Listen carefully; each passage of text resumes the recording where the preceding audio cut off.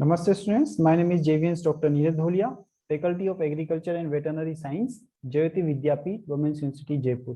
So in this lecture, we are going to discuss about the immunoassays, and this belongs to the subject medical biotechnology.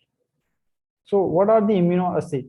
Immuno means it is something related with the immunity, and when immunity, we talk about the immunity, we generally take in consideration the terms antigen, antibody, etc.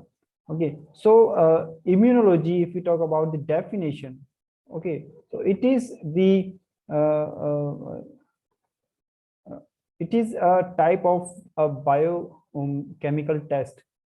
Okay, immunoassay basically it is a biochemical test, and which biochemical test that measures the presence or concentration of a biomolecule. So it is very clear that immunoassay, first of all, it is a biochemical test, and in this biochemical test we will detect two things. One is the presence of a biomolecule, and second, the concentration of a biomolecule. Okay, so the biomolecules through the use of antigen or antibody. Generally, antibody is used, but sometimes you can use the antigens also to perform the immunoassay. Okay, so the molecule which is subjected to detect is known as the analyte, and in most of the cases the analyte is a protein, although it may be a different biomolecule or other molecule, but in most of the cases it is a protein.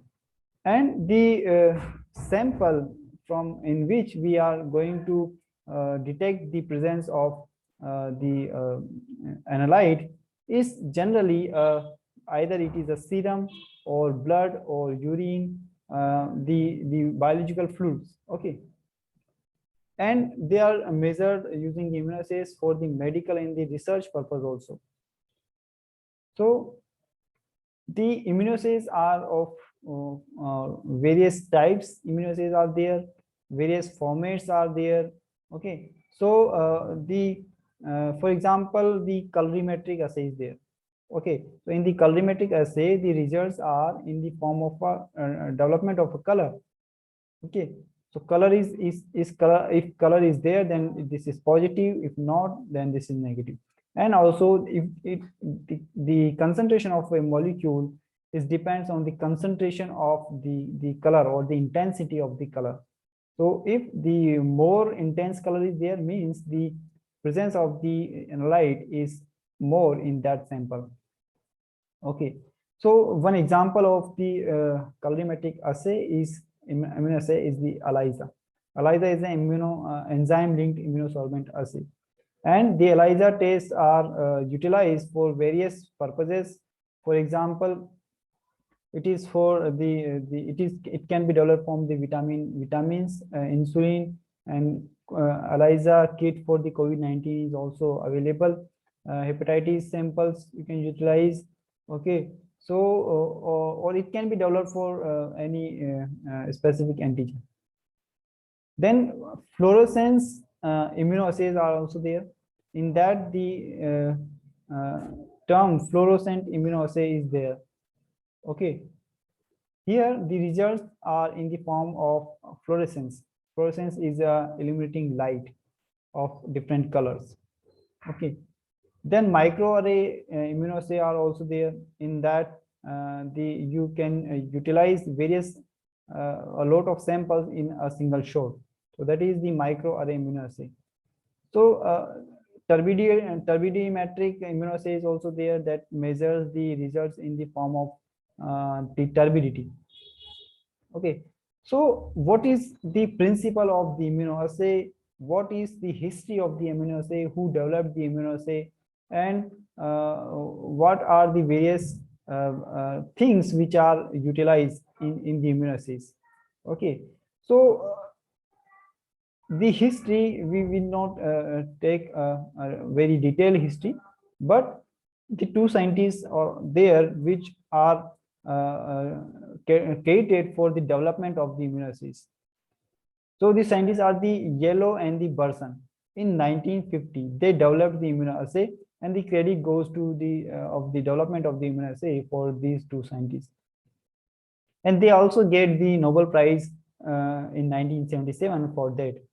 Okay, so what is the principle of the immunoassay? So immunoassay, it is based on the ability of an antibody to recognize and bind a specific macromolecule. In the immunology, a particular macromolecule bound by an antibody is referred as the antigen. Okay, so sometimes the epitope word is again utilized for the antigen. So the antigen and epitope are different things, slightly different. Okay, so what is antigen and what is epitope? So antigen is a macromolecule which is bound with the antibody. Okay, it is clear. Now, what is the epitope? So the part of the macromolecule which is specifically bind to the antigen is known as the epitope. So epitope is a part of a small part of the antigen. Clear? So in some cases, an immunoassay may be used an antigen to detect for the presence of antibodies and vice versa. Means you can use the antibodies to check the presence of the antigen. So the binding of the antibody to its antigen. The other key feature of all immunoassays is a mean to produce a measurable signal in response to the binding. If the signal is not there, or if signal is very weak, you cannot recognize the presence or the exact amount of the analyte there. So most, though not all, immunoassays involve the chemically linking antibodies or the antigens with some kind of detectable labels. A large number of large number of and types of labels are attached to the antibodies. So they can emit light, they can produce color, they can change color, fluorescence, they can produce the fluorescence light. So the labels are of different types. Okay, so what are the different labels which are utilized in the immunoassays?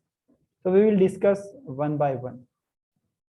So first of all, the colorimetric assays. So in that we can use the enzymes.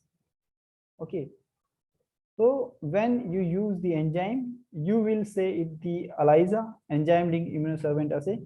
So the possibly one of the most popular labels to use the immunoassay is the enzymes. It is utilized very frequently. So what is in that? Immunoassays with employees, the enzymes are referred the enzyme immunoassays, of which the ELISA and enzyme multiplied immunoassay techniques are the most common types. So here you use the enzymes HRP, that is the horseradish peroxidase. You can use the alkaline phosphatase, you can use the glucose oxidase, the enzymes. Okay, and these enzymes allow the detection often because they produce an observable color change in the presence of certain reagents. Okay, so this was the enzyme label. Then the labels will maybe it may be a DNA reporter. So what is the DNA reporter? It is comparatively a new approach, and in the RT-PCR techniques it is utilized. Traditionally, immunoassay techniques called the real-time immunoquantitative assays (PCR), the label used in these assay is a DNA probe. Okay, so we use a DNA probe as a label here. Likewise, the radioactive isotopes are also there. So radioactive isotopes which are attached with the antibodies, and they produce a radio immunoassay. So radioactivity emitted by these bounded molecules with the antigen antibody complex can be easily detected using various methods. So RIA, that is a radio immunoassay, is used. RIA were some of the earliest immunoassay developed, but have fallen out of or favor largely due to the difficulty and potential dangers presented by the working with radioactive labels. So this have the limitations that it need expertise. It have some hazard molecules that can affect harmfully your health. So it is avoided that using of the radioactive isotopes. Then the fluorogenic reporters are also there that emit the specific fluorescence light. Protein microarray are a type of immunoassay that often use the fluorogenic reporters. Then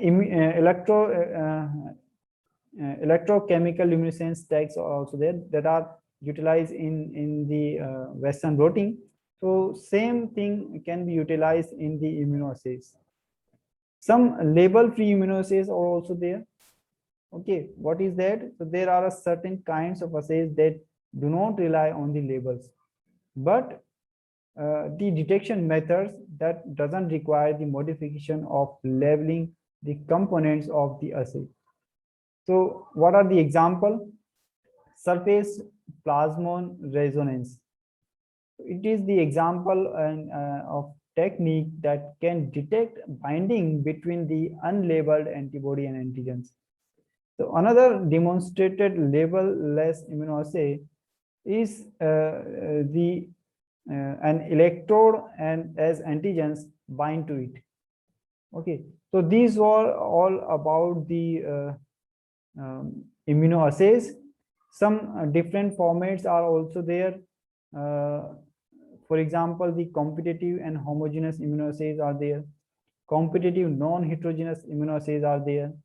One-site non-competitive immunoassays are there. Two-site non-competitive immunoassays are there. So there are various categories, depends on various factors.